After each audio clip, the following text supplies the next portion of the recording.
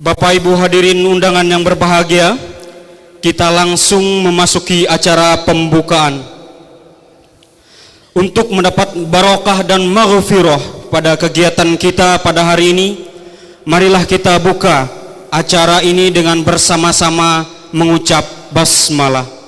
Bismillahirrahmanirrahim. Acara selanjutnya, mari kita bersama-sama mendengar dan menyimak lantunan ayat suci Al-Quran yang akan dibacakan oleh Ustadz Sautul Haq SPDI. Kepada beliau dipersilahkan.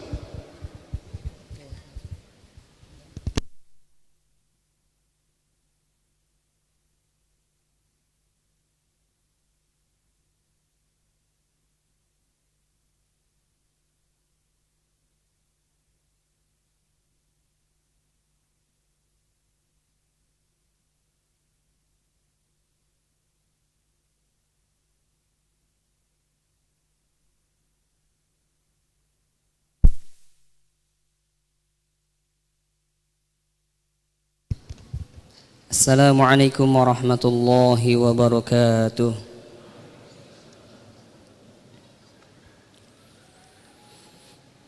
A'udzu billahi minasy syaithanir rajim.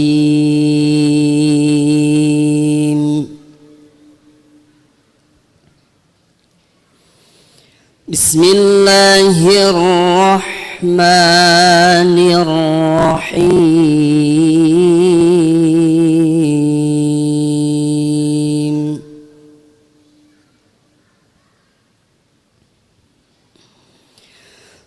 Ya ayyuhalladzina amanu kutiba alaikumus shiyam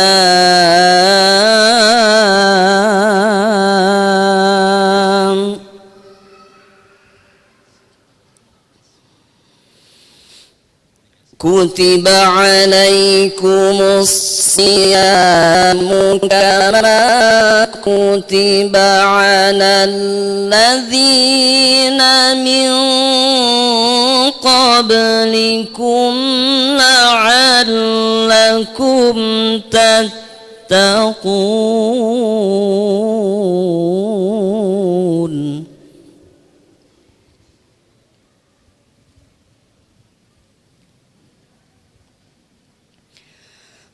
Ayyaman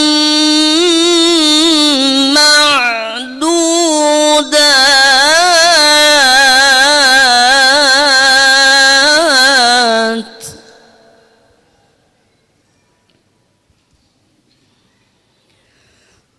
Faman kana minkum maridan aw ala safarin fa'iddatum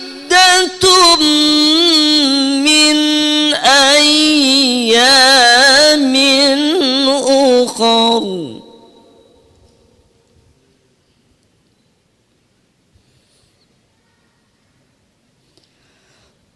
Wa 'alal ladzina yutiqunahu fidyatun ta'amu miskin.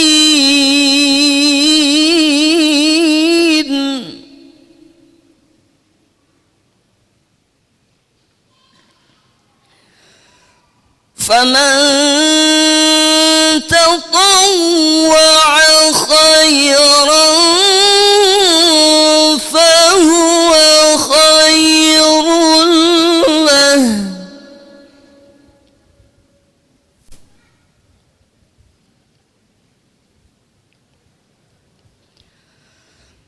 Wa an tasumu khairun lakum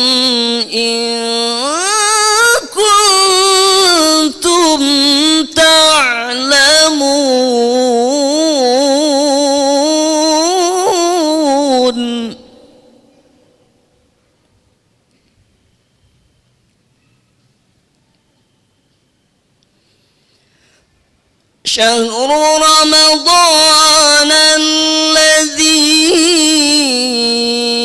أنزل فيه القرآن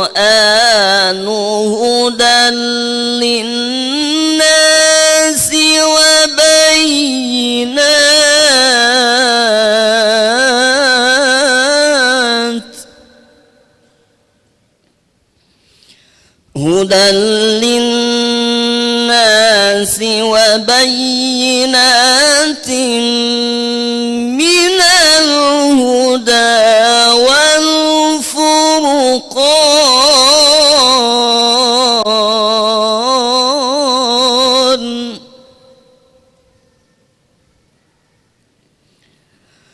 فمن شهد منكم الشهر فليصمه ومن كان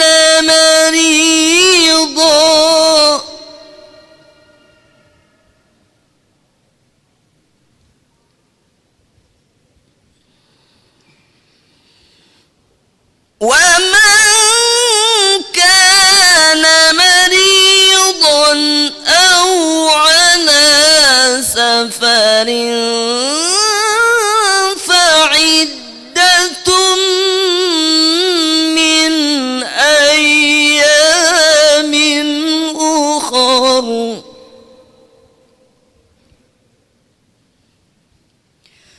يريد الله بكم اليسر ولا يريد بكم العسر ولتكملوا العدة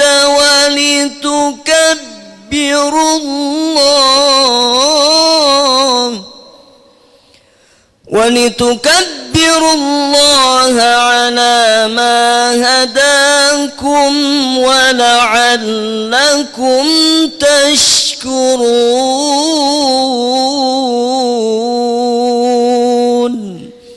صدق الله العظيم.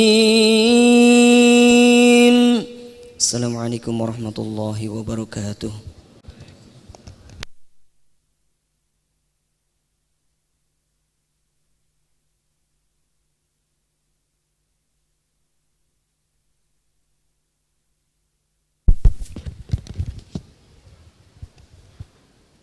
Acara selanjutnya yaitu sambutan yang akan disampaikan oleh Ketua Pimpinan Muhammadiyah Kalimantan Tengah, Ayahanda Profesor Dr. Haji Ahmad Syar'i MPD. Kepada Ayahanda kami persilahkan.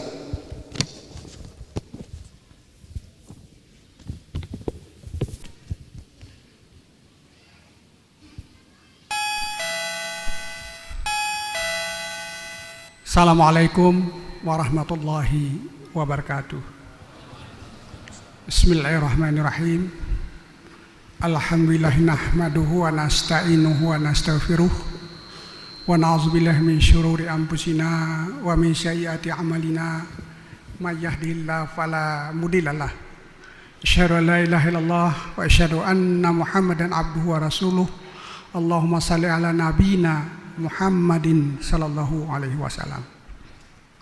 Yang saya hormati Profesor Dr. Haji Abdul Mufti M.Ed, Sekretaris Umum Pimpinan Pusat Muhammadiyah, selamat datang dan tiba di Palangkaraya. Yang saya hormati Insinyur Haji Abdul Razak, Wakil Ketua DPRD Provinsi Kalimantan Tengah.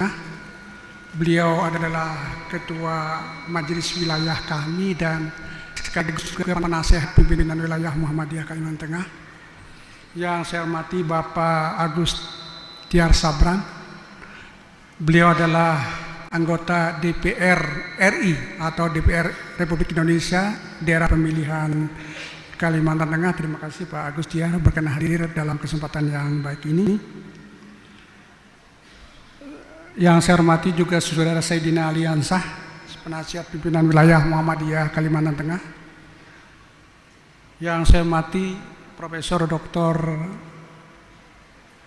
Hairi Anwar, baik selaku Ketua Umum Majelis Ulama Indonesia Provinsi Kalimantan Tengah maupun selaku Rektor YN Palangkaraya. Yang saya hormati pimpinan Ormas Islam, mudah-mudahan juga berhadir rekan kita dari pimpinan wilayah atau pengurus wilayah Nahdlatul Ulama.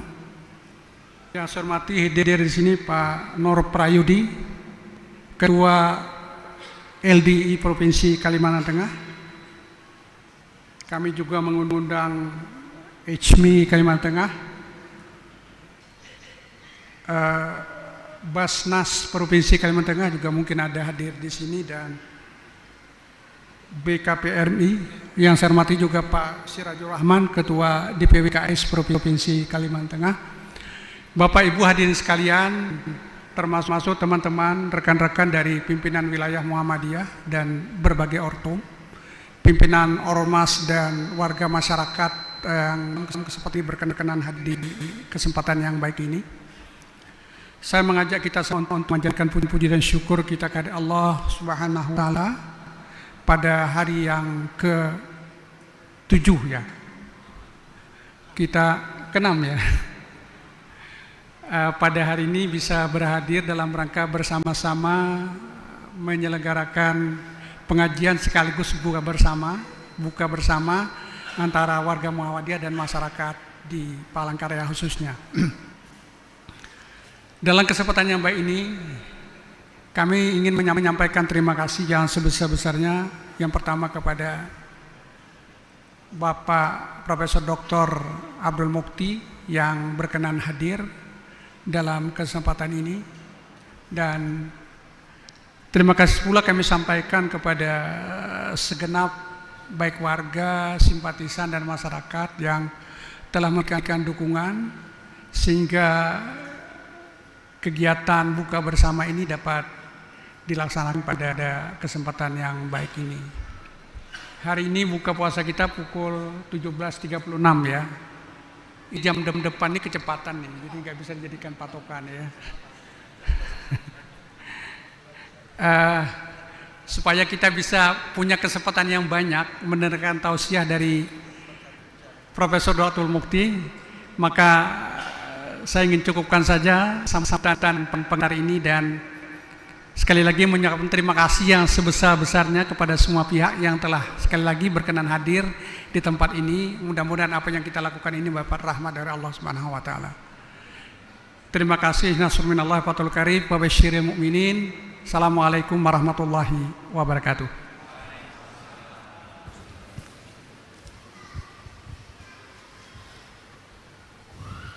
Hadirin yang berbahagia, kita memasuki acara yang keempat, yaitu tausiah agama yang akan disampaikan oleh Sekretaris Umum Pimpinan Pusat Muhammadiyah Ayahanda Profesor Dr. Haji Abdul Mukti MED.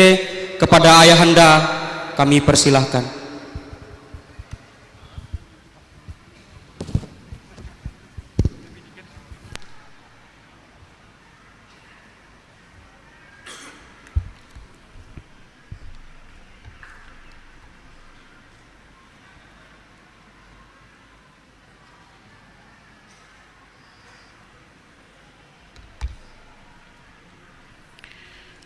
Assalamualaikum warahmatullahi wabarakatuh. Alhamdulillahi ala ni'amihi dhahirati wal batinati qadiman wa haditha. Wassalatu wassalamu ala Muhammadin nabiyil mustafa wa ala alihi wa sahbihi wa man ittaba'al huda. Amma ba'd. Wa qala Allah ta'ala fil Qur'anil Karim, a'udzu billahi minasy syaithanir rajim.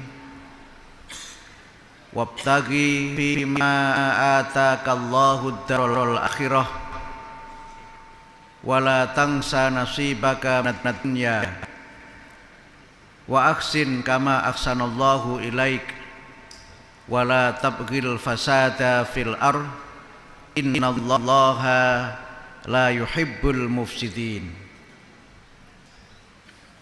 Yang terhormat Bapak Profesor Dr. Haji Ahmad Syar'i MPD, Ketua Pimpinan Wilayah Muhammadiyah Kalimantan Tengah. Yang kami hormati Bapak Insinyur Haji Abdul Rozak, Wakil Ketua DPRD Kalimantan Tengah. Yang kami hormati Pak Haji Agustiar Sabron, anggota DPR RI Komisi 3, Bapak Profesor Dr. Khairil Anwar, Ketua MUI dan juga sekaligus Rektor IAIN Palangkaraya, para tamu undangan dari pimpinan Ormas Islam di lingkungan Provinsi Kalimantan Tengah, seluruh jajaran pimpinan wilayah Muhammadiyah dan pimpinan wilayah Aisyah Kalimantan Tengah, saudara-saudara Angkatan Muda Muhammadiyah, dan singkatnya tanpa mengurangi rasa hormat, seluruh hadirin wal hadirat rahimakumullah. Alhamdulillah wa syukrulillah, marilah kita bersama-sama memanjatkan puji dan syukur kita kehadirat Allah Subhanahu wa ta'ala. Allah yang senantiasa melimpahkan rahmah, hidayah, taufik dan inayahnya kepada kita, sehingga alhamdulillah sampai detik ini kita tetap dalam keadaan iman Islam, dalam keadaan sehat walafiat, dan diberikan oleh Allah kesempatan dan kekuatan untuk menunaikan ibadah Ramadan 1444 Hijriah. Alhamdulillah wa syukurillah, untuk kesekian kali saya bisa bersilaturahim dengan keluarga besar Persyarikatan Muhammadiyah Kalimantan Tengah dan juga kaum muslimin di Kalimantan Tengah. Dan alhamdulillah pada sore hari ini kita sekalian dapat bersama-sama bersilaturahim dalam pengajian ini.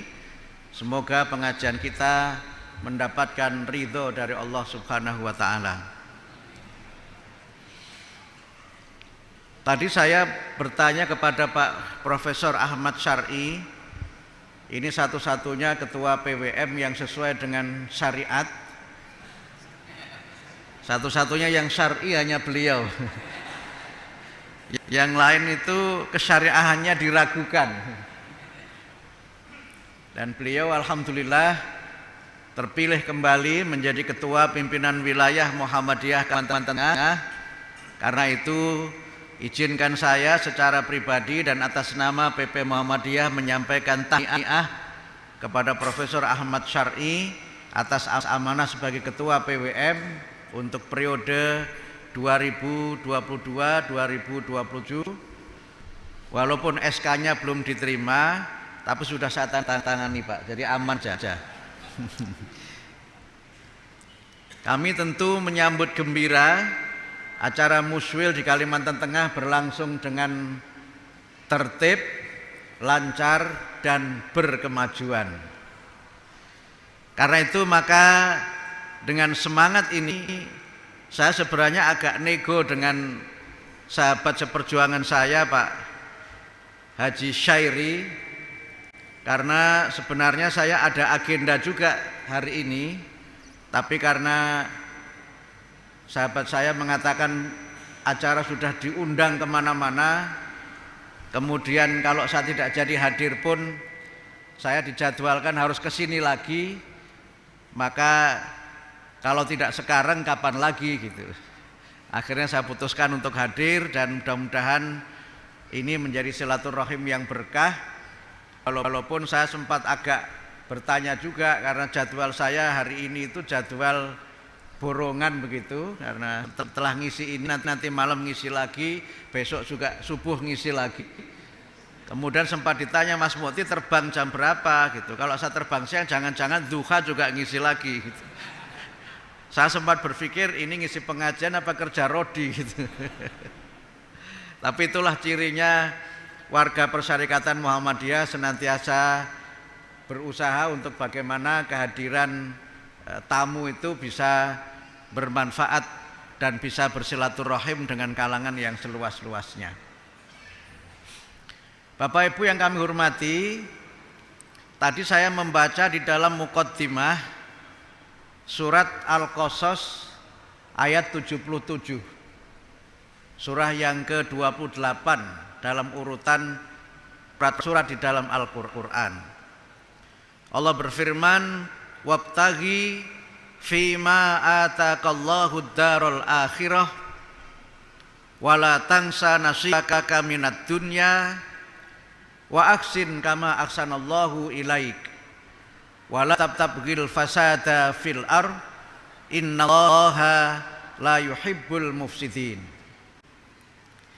Dan carilah olehmu dengan anugerah Allah yang diberikan kepadamu untuk kebahagiaan kehidupan akhirat. Dan jangan kamu lupakan, jangan kamu abaikan bahagianmu dalam kehidupan dunia. Dan hendaknya kamu senantiasa berbuat ihsan sebagaimana Allah telah berbuat ihsan kepadamu, dan jangan kamu membuat kerusakan di muka bumi, karena sesungguhnya Allah tidak menyukai orang-orang yang membuat kerusakan. Hadirin wal hadirat rahimakumullah, surat Al-Qasas 77 tadi itu memberikan kepada kita 4 pesan penting yang mudah-mudahan kita mampu untuk mengamalkannya. Pesan yang pertama adalah agar kita senantiasa memanfaatkan, menggunakan anugerah Allah yang diberikan kepada kita ini untuk kebahagiaan kehidupan di akhirat. Kita menggunakan nikmat kesehatan untuk kita beribadah, untuk kita beramal soleh sebagai bekal akhirat kita. Kita menggunakan limpahan rezeki yang kita miliki untuk bersedekah agar harta kita menjadi bermanfaat bagi orang lain dan untuk bekal akhirat kita juga. Allah memberikan kepada kita kedudukan, memberikan kepada kita jabatan. Mudah-mudahan kita menggunakannya untuk kemaslahatan umat dan untuk kesejahteraan bangsa. Kita memiliki kendaraan, mungkin mobil yang bagus begitu, untuk kita bersama-sama mengajak famili kita, mengajak saudara-saudara kita ke tempat pengajian, ke majelis taklim, dan ke tempat-tempat di mana kita beramal soleh, beribadah, dan amal-amal yang bermanfaat bagi masyarakat. Tetapi kemudian kita jangan melupakan bahagian kita dalam kehidupan dunia. Dunia itu penting, akhirat juga penting. Kalau saya membaca Al-Quran, dunia dan akhirat itu disebutkan sama-sama sebanyak 115 kali. Sehingga dengan penyebutan yang sama itu, dua-duanya menjadi pemahaman kita bahwa dunia itu penting, akhirat juga penting. Tetapi kalau kita melihat nada dari ayat ini, maka sesungguhnya dunia itu penting, akhirat itu penting, tetapi akhirat itu tingkat dan derajat kepentingannya lebih tinggi daripada dunia. Hal ini bisa kita pahami dalam banyak sekali ayat dan juga makna dari lafadz dunia dan akhirat itu. Ad-dunya paling tidak memiliki 4 pengertian. Pengertian yang pertama, ad-dunya itu adalah bumi atau alam semesta. Sehingga ad-dunya sering juga bisa diterjemahkan dengan al-ard, yang artinya adalah bumi. Mungkin dalam terjemahan lain dunia itu adalah globe atau the globe gitu. Dunia itu juga bisa dimaknai sebagai kehidupan, az-zaman atau kehidupan sejak manusia lahir ke dunia sampai manusia meninggal dunia.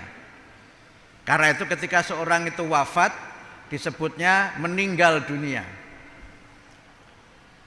Atau sering disebut kalau seorang itu mati dia meninggalkan dunia. Dan panjangnya itu relatif, tergantung dari berapa usia manusia itu.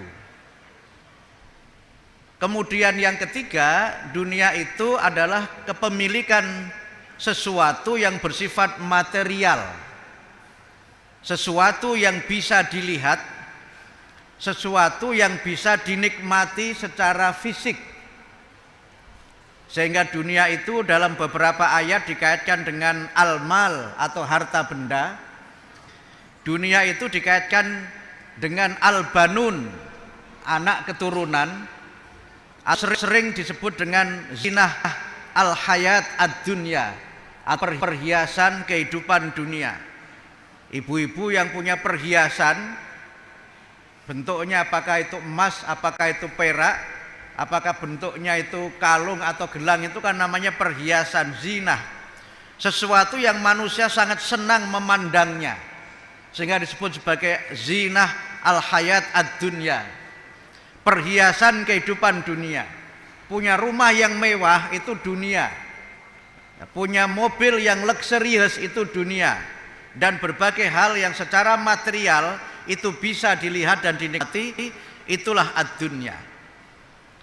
Sedangkan yang keempat, dunia itu adalah orientasi kehidupan yang orientasi itu berjangka pendek, berjangka dekat. Nah, seringkali dunia itu menjadi mutarodif atau antonim dari al-akhirah. Walaupun menurut Islam tidak selalu dunia dan akhirat itu bertentangan. Al-akhirah itu artinya kehidupan setelah manusia meninggal dunia. Kehidupan akhirat itu dimulai sejak dari alam barzah dan seterusnya sampai kehidupan yang terakhir ketika manusia masuk surga atau masuk neraka. Al-akhirah juga berarti sesuatu yang bersifat spiritual atau sesuatu yang non material. Sering juga disebut sebagai sesuatu yang bersifat ruhaniyah, yang berkaitan dengan aspek ruhaniyah dalam kehidupan manusia. Kemudian al-akhirah juga bisa berarti sesuatu yang dia jauh. Sehingga al-akhirah itu juga sering diterjemahkan dengan al-aqsa. Al-aqsa itu artinya jauh. Sehingga Masjidil Aqsa itu bisa berarti juga Masjid Aqsa, itu bisa juga masjid yang jauh, terutama kalau dikaitkan dengan jarak perjalanan Nabi pada saat Isra Mi'raj dari Mekah ke Palestina itu sangat jauh. Al-Aqsa itu jauh. Yang al-akhirah juga bisa berarti orientasi kehidupan yang jangka panjang, long term orientation, orientasi yang sangat jangka panjang. Sedangkan dunia itu short term orientation, orientasi yang sangat berjangka pendek. Dan al-akhirah adalah kehidupan yang baqo, kehidupan yang kekal. Kalau dunia itu fana, sementara, akhirah itu baqo, yang dalam beberapa redaksi disebutkan dengan kehidupan yang kholidina fiha, kehidupan yang kekal di dalamnya, atau kehidupan yang kholidina fiha abada, kehidupan yang kita kekal abadi dan tidak akan pernah kembali kepada kehidupan yang sebelumnya. Dalam kaitan ini saya perlu menegaskan, karena seringkali sebagian umat Islam itu menganggap bahwa dunia itu tidak penting. Mereka sebagian merujuk kepada hadis, misalnya dalam Sunan Tirmidzi disebutkan ad-dunya sijnul mu'min wa jannatul kafir. Dunia itu penjara bagi orang yang beriman dan surga bagi orang yang kafir. Nah, hadis ini oleh sebagian ulama masuk kategori hadis yang dhaif. Tetapi ini populer di kalangan umat. Sehingga pernah ketika saya masih di kampung itu, di kampung saya itu kan kalau ada menjelang sholat itu suka ada puji-pujian begitu. Nggak tahu kalau di sini ada atau tidak itu. Itu pernah ada seorang muadzin itu yang sebelum qomat dia baca puji-pujian, dia mengatakan rugi di dunia tidak apa-apa. Itu diprotes oleh banyak orang, terutama para pedagang yang tinggal di kampung saya itu. Kalau rugi di dunia tidak apa-apa, bangkrut bisnis saya gitu kan. Yang akhirnya karena diprotes kemudian tidak lagi dia menyanyikan puji-pujian itu. Jadi protes juga gunanya juga.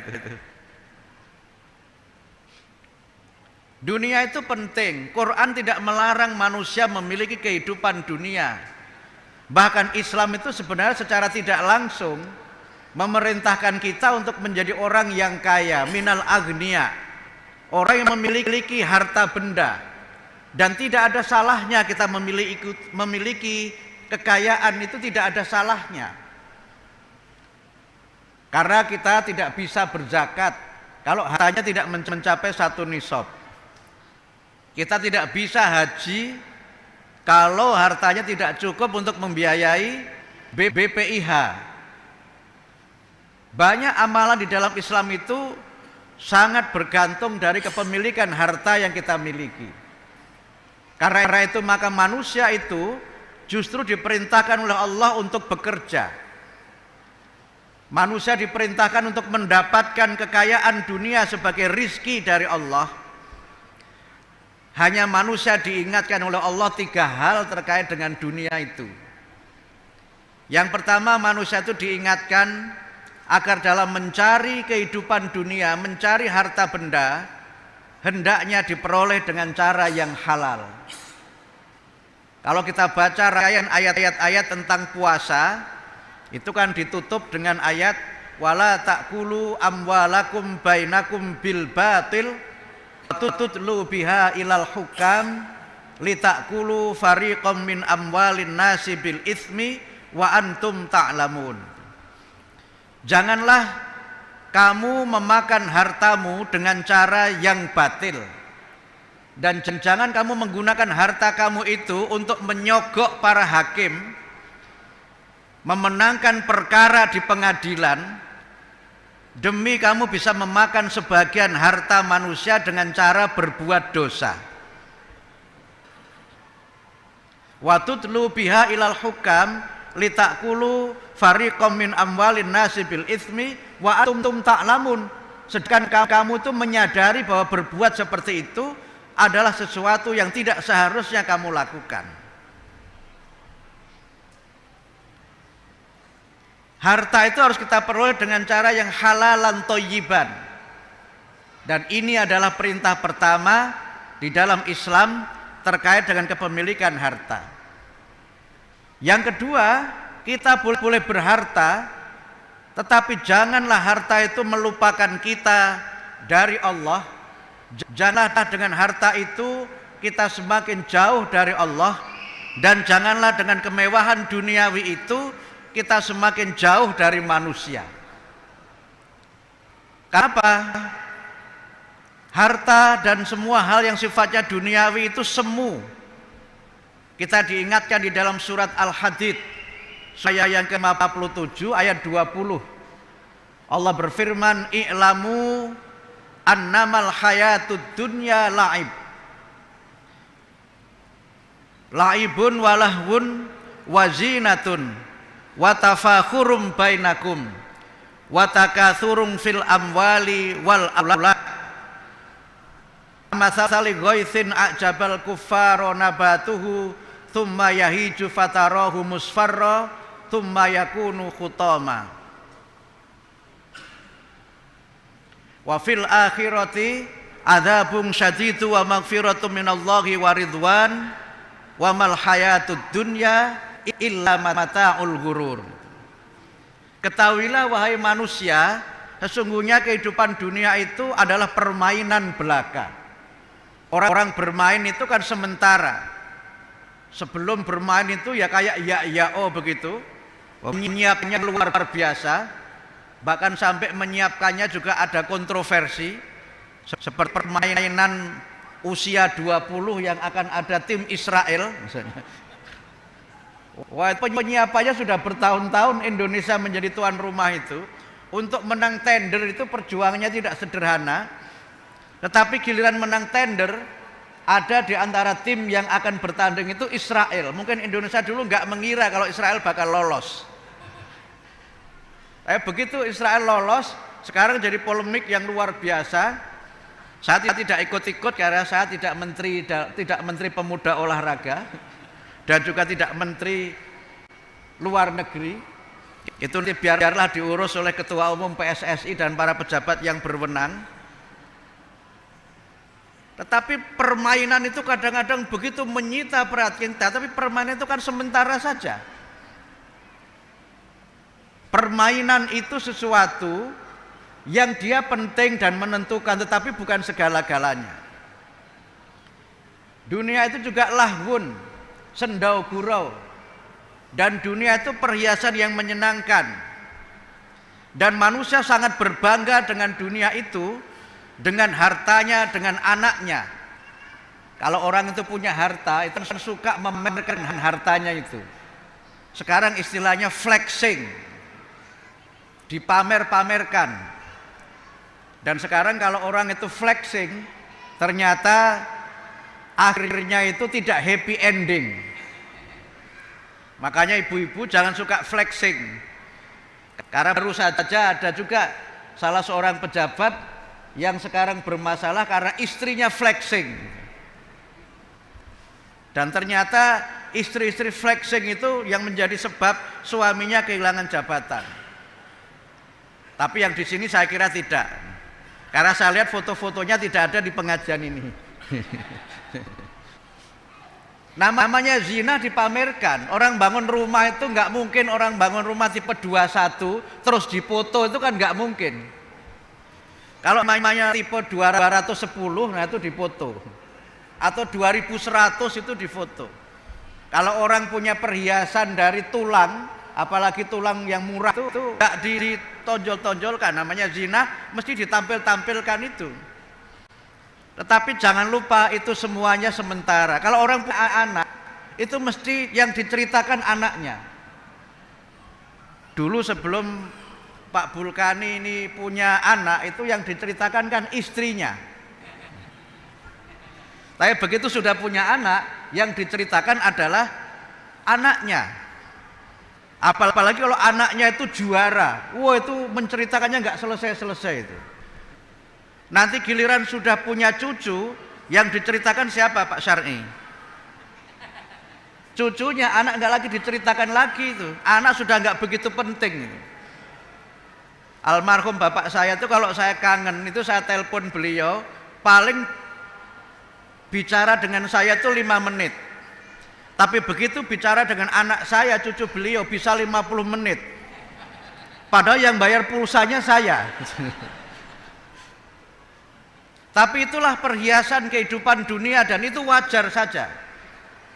Islam tidak melarang kita punya anak, tidak melarang kita punya cucu, bahkan kita diperintahkan untuk menikah supaya punya cucu. Dan itu adalah supaya kita ada yang melanjutkan perjuangan kita. Nabi Zakaria itu berdoa supaya diberikan anugerah keturunan, dzurriyyatan thayyibah. Dan itu adalah perhiasan kehidupan dunia yang kita tidak dilarang untuk memilikinya. Tapi jangan lupa, kepemilikan semua yang bersifat duniawi itu sementara, seperti hujan yang turun. Begitu hujan turun, tanaman-tanaman itu tumbuh hijau menyenangkan kita. Kemudian setelah itu menguning, kemudian tanaman-tanaman itu mati. Begitulah dunia itu, singkat sekali, pendek sekali.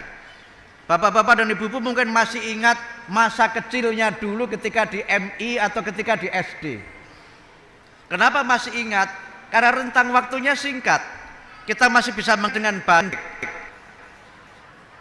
Dan oleh karena itu maka kita diingatkan setelah kehidupan dunia itu ada kehidupan akhirat yang di situ ada siksa, di situ ada ampunan Allah. Tetapi ingatlah kehidupan dunia itu mataul ghurur, kesenangan yang nipu. Nanti akan saya bahas ini agak lebih lanjut kalau masih ada waktunya nanti. Karena itu dunia itu yang pertama harus kita peroleh dengan cara yang halal. Yang kedua, jangan dunia, jangan istri kita, jangan suami kita, jangan anak kita menjauhkan kita dari Allah. Innama amwalukum wa auladukum fitnah. Hartamu dan anakmu itu bisa menjadi fitnah.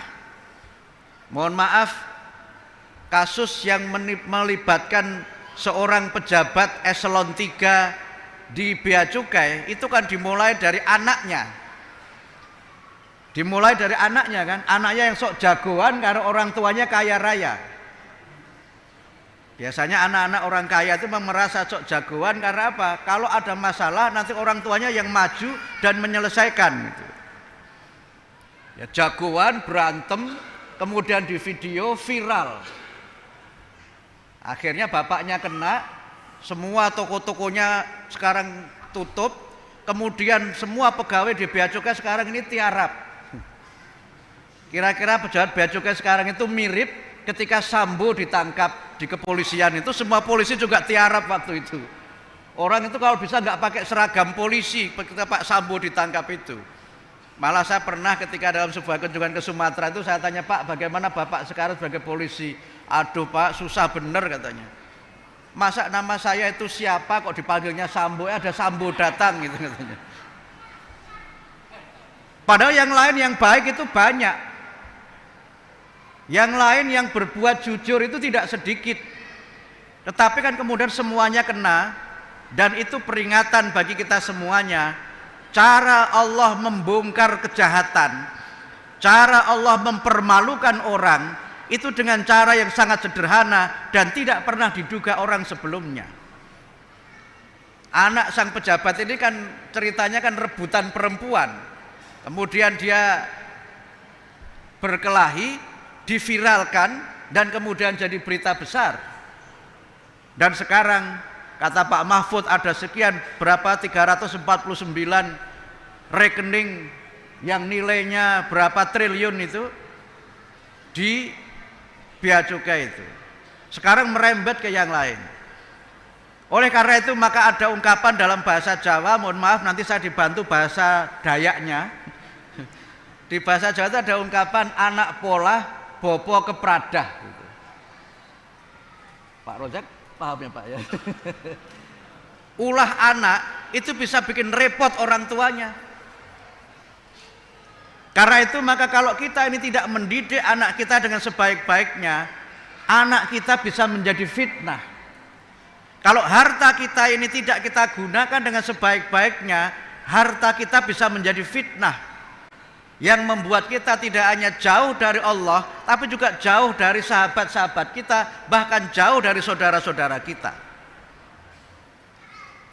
Nah kemudian yang ketiga, kita diperintahkan oleh Allah untuk harta kita itu kita gunakan untuk bekal kehidupan akhirat. Kita sedekahkan harta yang kita miliki, kita infakkan harta yang kita miliki. Karena apa? Dunia itu tidak abadi, harus kita cari bekal kehidupan yang abadi. Bapak Ibu sekalian, karena itulah maka kita diingatkan, manusia itu kan punya sifat kalau sedang jaya, dia itu luar biasa. Tapi begitu jatuh dia mengeluh dan mengeluh. Ada seorang psikolog Jerman namanya Erich Fromm.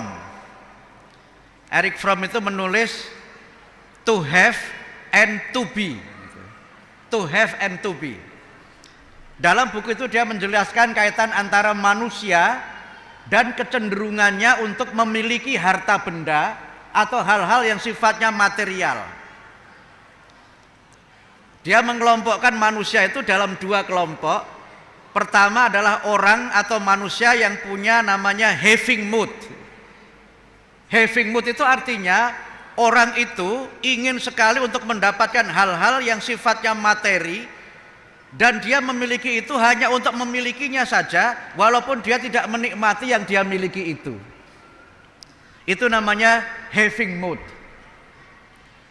Dia mendapatkan kepuasan itu dari dia memiliki sesuatu, yang kadang-kadang dia memiliki sesuatu itu dalam dunia yang serba materialistis, karena dia ingin mendapatkan pengakuan dari masyarakat, dia ingin mendapatkan penghormatan dari masyarakat. Kalau orang itu hidup dalam alam yang serba materi, orang itu dihormati karena hartanya, orang itu dihormati karena kekayaannya. Karena itu kadang-kadang kalau orang itu pengen dihormati, dia perlu tampil pakai baju yang necis, pakai mobil yang maknyes gitu, pakainya mobil Pajero. Bukan Pajero dalam pengertian panas jobon jero, bukan itu. Orang seringkali dilihat dari kulit luarnya. Mohon maaf kalau saya datang, Pak Agustiar, kalau saya datang ke istana misalnya sebagai Sekum PP Muhammadiyah, kok naik Avanza, itu pertanyaan protokol itu panjang sekali.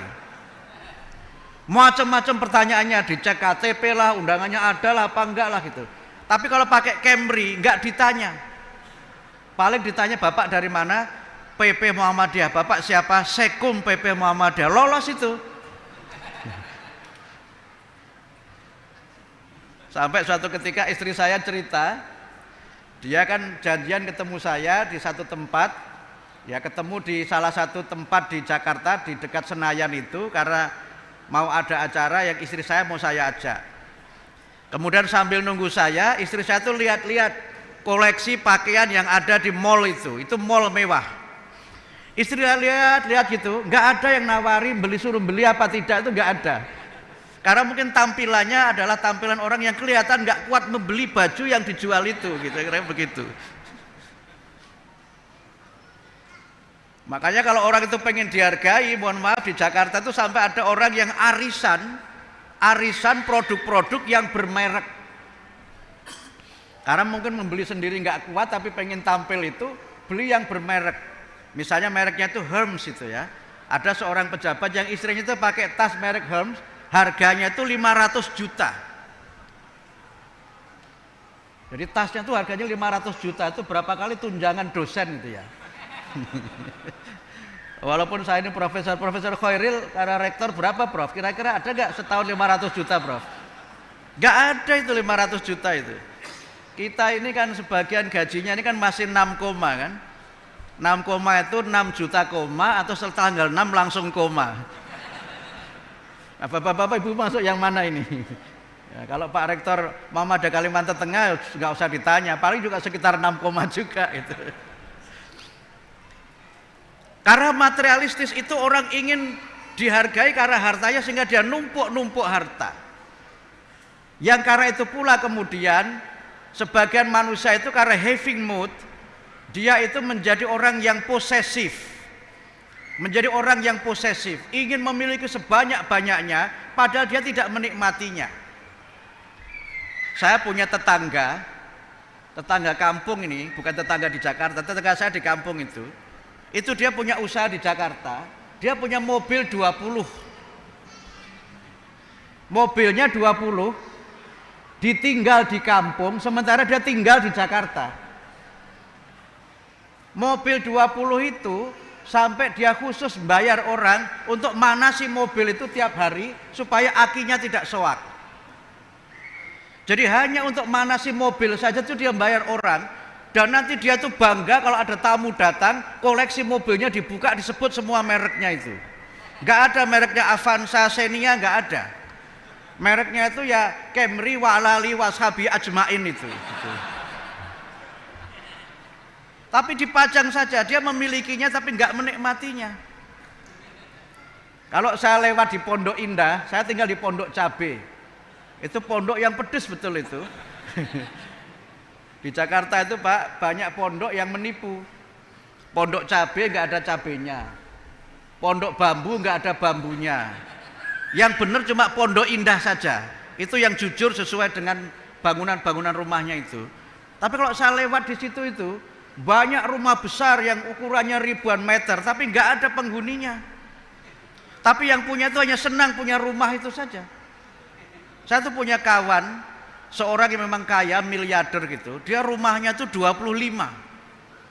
Yang dia tempati hanya dia tempati itu saja, yang lainnya dibiarkan kosong atau ditempati pembantunya saja. Dia senang beli-beli rumah saja. Nah, ada orang yang begitu.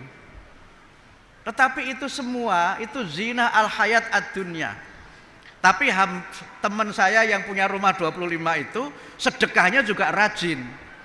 Sedekahnya juga rajin. Kalau ada kelihatan masjid kok nggak selesai pembangunannya, bilang ke dia diselesaikan berapapun biayanya. Kawan saya ini punya usaha tambang. Yang gaji dia di perusahaan dia itu 6 miliar per bulan. Jadi dia digaji oleh perusahaan dia sendiri gitu. Itu caranya dia begitu. Pak Agustiar berapa gajinya, Pak? DPR gitu loh gitu. Itu manusia bisa senang bahagia, nggak apa-apa, itu dunia. Tetapi kemudian kalau orang itu having mood, beli, dia nggak menikmatinya. Dia menjadi posesif, kadang-kadang juga dia menjadi orang yang sukanya itu pleasure, menjadi hedonis. Nah, kadang-kadang demi mendapatkan duniawi itu, mohon maaf, dia menggunakan cara-cara yang tidak benar. Walaupun banyak juga al-agniya, orang-orang kaya yang dia mendapatkan hartanya dengan cara yang benar. Enggak semua orang kaya itu jahat, enggak semua orang kaya itu jelek. Karena itu maka Islam tidak melarang kita menjadi orang kaya. Bahkan orang kaya itu yang mendukung perjuangan Nabi ketika beliau berdakwah. Itu yang pertama, orang namanya having mood. Yang kedua itu being mood. Being mood itu artinya dia merasa bahagia, dia merasa cukup, dia merasa bersyukur dengan apapun yang dia miliki. Orang yang seperti ini dalam ilmu tasawuf mungkin disebut dengan orang-orang yang qanaah. Orang qanaah itu orang yang berharta, tetapi dia tidak dimiliki oleh hartanya. Sehingga dengan hartanya itu dia lepas begitu saja ketika ada orang yang perlu untuk mendapatkan bantuan. Dia lepas untuk wakaf, dia lepas untuk kegiatan amal-amal soleh, karena dia merasa cukup dengan yang dia miliki.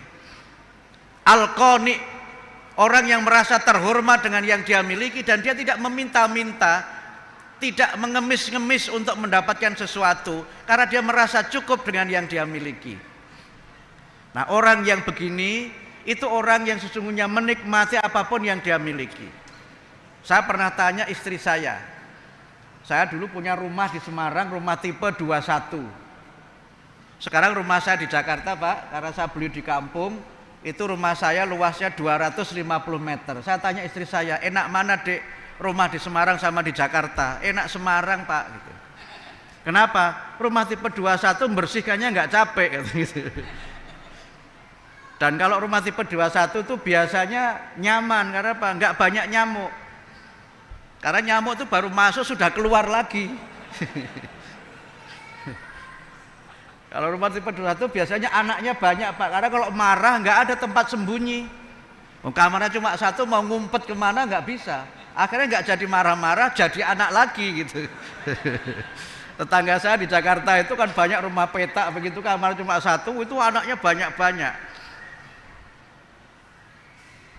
Kalau kita ke Jogja, ke Solo, ke beberapa tempat, ya di Kudus, kampung saya itu mungkin kita masih menemukan orang yang naik motor Yamaha 75 yang warnanya merah itu Autoloop. Nah, itu Bapak-bapak ada masih punya itu nggak Pak? Ada ya. Itu kan sudah jalannya pelan gitu kan. Yang naik sudah tua-tua, kemudian jalannya pelan, knalpotnya ngepul. Tapi dia menikmati saja. Karena apa? Dia bersyukur dengan apapun yang dia miliki, dan oleh karena itu dia tidak pernah menggerutu, tidak pernah ingin mendapatkan sesuatu di luar yang menjadi haknya, tidak pernah ingin mendapatkan sesuatu yang dia memang tidak mampu untuk mengelolanya. Dan orang seperti ini menurut Erich Fromm itu disebut dengan orang yang being mood. Dan orang seperti ini yang hidupnya nikmat. Dia hidup tidak ingin dipuji orang, tidak ingin disanjung orang. Karena apa? Bapak Ibu, kalau Bapak Ibu membeli sepatu yang harganya, sepatu yang mahal itu harganya berapa ya Pak? Berapa Pak Syar'i? Berapa Pak? Nyebut aja lah Pak berapa gitu. Sepatu tuh saya pernah punya kawan anggota DPR Pak, sepatunya tuh harganya 50 juta Pak. Sepatu tuh walaupun harganya 50 juta tetap saja diinjak di kaki kan. Emang kalau sepatu 50 juta terus taruh di kepala, nanti orang akan bilang ini kayaknya error ini kan, kira-kira begitu. Mohon maaf, kalau orang membeli pakaian dalam berapapun harganya, apapun mereknya tetap saja kan di dalam. Emang kalau Bapak beli singlet harganya 5 juta, terus kemudian orang lihat singlet Bapak harganya 5 juta kan enggak juga. Tetap saja yang namanya pakaian dalam itu ya ditaruh di dalam. Anda sudah beli mahal-mahal, orang enggak ngelihat kalau itu mahal. Karena itu menipu sesungguhnya itu. Menipu. Saya seringkali, mohon maaf ini bukan berarti saya flexing, bukan ya. Saya itu kan kadang-kadang Pak Syar'i, kalau hanya untuk ke PP Muhammadiyah, saya itu naik angkutan umum Pak. Dari rumah saya naik ojol sampai Lebak Bulus. Sampai saya pernah naik ojol itu dipoto sama mahasiswa saya. Pak Profesor kok naik ojol katanya. Emang kalau Profesor nggak boleh apa naik ojol, saya bilang gitu. Setelah itu saya naik MRT dari Lebak Bulus sampai ke HI. Ketemu lagi sama orang yang kenal saya, nanya, Bapak Pak Mutia? Iya, Pak Mutia saya ke Muhammadiyah. Iya, kok naik MRT gitu. Emang kenapa naik MRT? Habis itu baru nyambung lagi, naik ojol lagi ke PP Muhammadiyah. Kadang-kadang juga pakai mobil PP. Saya kadang-kadang juga naik angkot. Kalau angkot yang dari kampus UIN itu nomornya itu D01, sering disebut dengan doi gitu. Kalau lagi naik situ ya saya patuh sama drivernya itu. Kalau bilang Bapak yang pakai baju biru tolong geser gitu. Ya geser saja saya. Naik angkot mungkin panas ya, panas jobon jero itu. Tapi enak mana naik angkutan umum dengan naik mobil pribadi? Enggak jawab kan? Tergantung kan? Tapi enak angkutan umum karena apa? Sopirnya bisa ganti tiap hari. Dan sopirnya gratis. Kalau naik angkutan umum mogok ya Bang, tinggal kita pindah mobil. Saya pernah bawa mobil sendiri mau kondangan pakai jas, mogok, dorong mobil sendiri. Padahal pakai jas. Lagi keren-kerennya begini dorong mobil. Nah, itulah kalau mobil sendiri. Coba kalau mobilnya mobil umum tinggal saja gitu. Jadi enak mana sebenarnya? Enak dan tidak itu tergantung dari hati kita. Karena itu maka orang itu merasa dan bisa bahagia kalau kita merasa cukup dengan yang kita miliki dan ingin dinilai tidak dengan gemerlap harta benda tapi dihormati orang karena akhlak dan karena sifat-sifat kita yang utama. Karena itulah maka menutup ceramah saya ini, karena saya dapat info maghrib di sini kurang 5 menit lagi, kalau Jakarta masih 30 menit lagi. Jadi hari ini puasa saya lebih ringkas. Lebih ringkas 30 menit Pak. Karena itu Bapak Ibu sekalian, kita oleh Allah itu diberikan syariat, diberikan tuntunan untuk kita tuh menunaikan ibadah puasa. Asyam lughatan, puasa secara bahasa itu kan al-imsaku wal kafu anisyai. Puasa itu artinya adalah kita itu menahan diri dan merasa cukup dengan sesuatu yang kita miliki. Karena itu maka dengan berpuasa kita itu menjadi orang yang merasa cukup dan menjadi orang yang bisa menahan diri, tidak menerabas aturan, tidak melanggar aturan, tidak mengambil hak orang lain, tidak memakan yang haram, karena kita diingatkan oleh Allah bahwa kita sedang berpuasa. Kita diingatkan oleh Allah bahwa kita ini harus menjadi orang yang bisa menahan diri. Karena banyak kerusakan di bumi itu terjadi karena manusia itu tidak bisa menahan diri, sehingga dua hal yang diingatkan dalam Al-Qasas 77 tadi itu adalah refleksi dari orang yang berpuasa. Yang pertama, orang yang berpuasa itu senantiasa berbuat ihsan. Dia berbuat baik, dilihat orang atau tidak dilihat orang, dia senantiasa berbuat baik. Karena itu maka dalam hadis qudsi kita diingatkan oleh Allah, as-saumu li wa ana ajzi bihi. Puasa itu untuk aku dan aku yang menilai puasa itu. Maknanya ada dua. Makna pertama, puasa itu ibadah yang sangat utama. Makna yang kedua, puasa itu ibadah yang sangat rahasia. Sehingga puasa mengajari kita kejujuran, puasa mengajari kita menjadi orang yang punya integritas. Asyamu junnah. Puasa itu tameng. Karena dengan tameng itu kita berusaha melindungi diri kita untuk tidak menerabas aturan, untuk tidak membuat kerusakan. Karena membuat kerusakan itu biasanya dimulai dari orang yang eksesif, orang yang ingin lebih, orang yang ingin mendapatkan sebanyak-banyaknya. Bahkan untuk itu kadang-kadang dia memonopoli pendapatan dan melupakan yang lainnya. Sehingga dengan itu maka dengan puasa kita diajari oleh Allah untuk menjadi orang yang banyak berderma. Dicontohkan dan disebutkan di dalam hadis bahwa Nabi Muhammad itu ajwadan nas, manusia yang sangat dermawan, dan kedermawanan beliau itu terutama adalah ketika di bulan Ramadan. Beliau senantiasa bersedekah dan bersedekah seperti angin yang terus berhembus. Karena itu maka dengan berpuasa kita merasa cukup dengan anugerah Allah berapapun yang kita terima, dan kemudian kita mentasarrufkan sebagian yang kita miliki ini kepada mereka yang tidak berpunya. Karena dalam harta kita ini ada hakum maklum lisaili wal mahrum. Ada hak yang di situ sudah jelas ada kepemilikannya bagi hamba Allah yang meminta-minta dan hamba Allah yang tidak meminta-minta walaupun dia berkekurangan dalam kehidupannya. Banyak masalah terjadi, banyak eksploitasi terjadi karena manusia itu posesif dan eksesif. Dan demi dia menunjukkan kelasnya, kadang-kadang sebagian orang itu tidak hanya flexing, tapi juga kadang-kadang sebagian orang itu menjadi sangat narsis. Narsis itu dalam ilmu psikologi itu termasuk psychological disorder, termasuk gangguan kejiwaan. Orang narsis itu orang yang merasa dirinya itu top, merasa dirinya itu ganteng, merasa dirinya itu cantik. Jadi narsis ini nama orang di Italia yang dia itu sebenarnya patah hati, nggak laku begitu, tapi dia bercermin melihat dirinya seakan-akan dia ganteng. Jadi penyakit itu yang kemudian disebut dengan penyakit narsisme, itu meniru orang namanya narsis. Sekarang demi menunjukkan kekayaannya dikit-dikit dipoto, dikit-dikit dipoto. Itu kan orang sekarang mulai narsis karena apa? Orang itu ingin mendapatkan pujian dari manusia yang lainnya. Karena itu maka menutup ceramah saya ini, marilah kita kembali kepada Al-Qasas 77 tadi. Dunia penting dan harus kita miliki, harus kita kuasai. Tetapi kita memiliki harta itu kita peroleh dengan cara yang halal. Harta itu kita gunakan, kita tasarrufkan untuk amal soleh. Dan harta itu adalah kepemilikan yang membuat kita semakin dekat dengan Allah, semakin dekat dengan manusia. Karena kita senantiasa mentasarrufkannya, menginfakannya fi sabilillah, mentasarrufkannya kepada mereka yang memerlukan uluran tangan kita.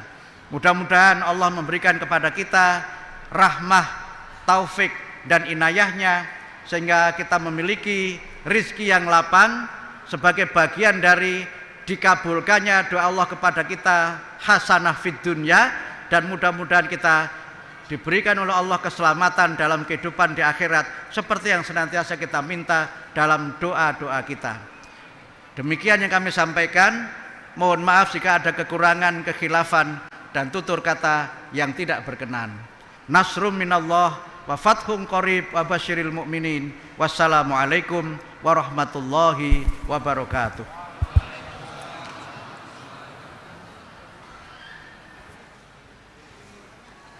Bapak Ibu hadirin undangan yang berbahagia, waktu sudah menunjukkan berbuka puasa. Kepada Bapak Ibu dipersilahkan untuk menikmati takjil yang telah disediakan.